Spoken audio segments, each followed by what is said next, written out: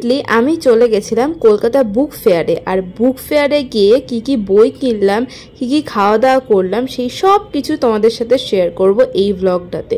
তো এটা ছিল বুক ফেয়ারের একদিন লাস্ট দিন। আর বুক ফেয়ারে যাওয়ার জন্য আমি অলওয়েজ এক্সাইটেড থাকি, তাই একদম কৃষ্ণনগর থেকে ডাইরেক্ট চলে গেছিলাম বুক ফেয়ারে।